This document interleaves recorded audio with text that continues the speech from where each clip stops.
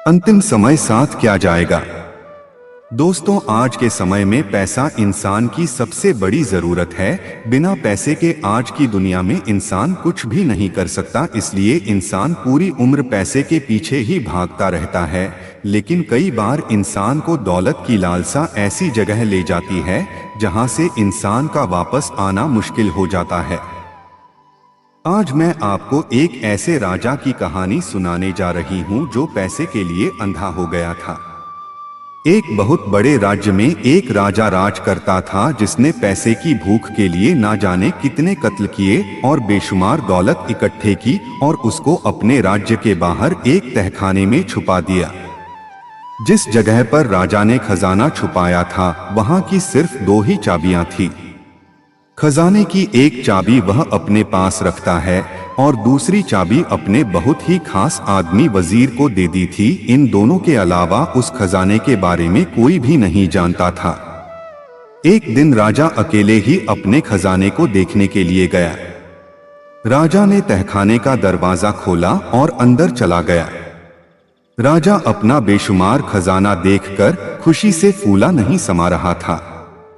खजाने की चमक राजा को बहुत ही सुकून प्रदान कर रही थी। इतने सारे खजाने को देखकर राजा अपने आप को दुनिया का सबसे धनवान आदमी समझने लगा था। उसी समय वह वजीर भी किस रास्ते से गुजर रहा था। वजीर की नजर खजाने के खुले दरवाजे पर पड़ी तो वह हैरान हो गया। वह सोचने लगा, शायद कल रात को मैं जब खजाना देखने आया था तो उस समय मुझसे दरवाजा खुला ही रह गया। वजीर ने जल्दी से दरवाजे को बंद किया और वहां से चला गया। राजा जब अपने खजाने को निहारता निहारता थक गया तो वह वापस राजमहल जाने के लिए ऊपर आया तो उसने देखा कि दरवाजा तो बाहर से बंद है। राजा दरवाजे को जोर जोर से खटखटाने लगा, लेकिन उसकी आवाज सुनने वाला जंगल में कोई भी नहीं था।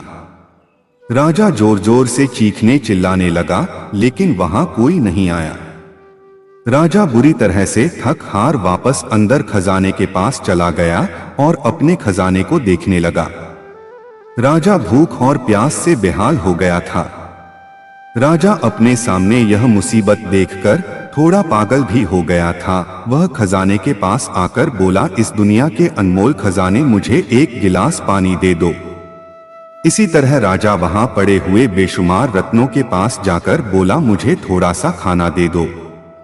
राजा को ऐसा महसूस हो रहा था कि जैसे हीरे मोती और सोना चांदी यह कह रहे हैं कि तेरी सारी जिंदगी की कमाई हुई दौलत तुझे एक गिलास पानी या एक वक्त की रोटी भी नहीं दे सकते।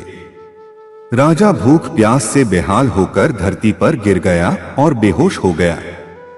जब राजा को होश आया तो उसने सारे हीरे जवाहरातों को जमीन पर बिछाकर एक बिस्तर बनाया और खुद उस पर लेट गया। राजा दुनिया को एक पैगाम देना चाहता था, लेकिन उसके पास कोई कागज या कलम नहीं थी। राजा ने एक पत्थर से अपने हाथ को जख्मी किया और अपने खून से दीवार पर कुछ लिख दिया। राजमहल में जब राजा के लापता होने की खबर पता चली तो सभी राजा को ढूंढने लग गए। जब बहुत दिनों तक राजा की कोई खबर नहीं मिली तो एक दिन वजीर खजाने को देखने आया। वजीर ने देखा कि राजा खजाने के ऊपर मरा पड़ा है और उसकी लाश को कीड़े मकोड़े खा रहे हैं। राजा ने अपने खून से दीवार पर लिखा है कि मेरी यह अनमोल दौलत मुझे एक घूंट पानी और एक वक्त की रोटी भी नहीं दे सकी। यह इस दुनिया का अंतिम सच है। शिक्षा, अंतिम समय हमारे साथ सिर्फ कर्मों की दौलत ही जाएगी। फिर चाहे हम बेईमानी, चोरी चकारी से चाहे जितनी भी धन दौलत इकट्ठे कर ले, यह सब चीजें नश्वर हैं और यहीं पर रह जाएंगी। इसलिए जो जिंदगी हमें परमात्मा ने दी है, इसमें हमें अच्छे कर्म और लोगों की भलाई करनी चाहिए और अच्छे कर्मों की दौलत इकट्ठे करनी चाहिए जो हमें जिंदगी की हर खुशी और सुख देगी।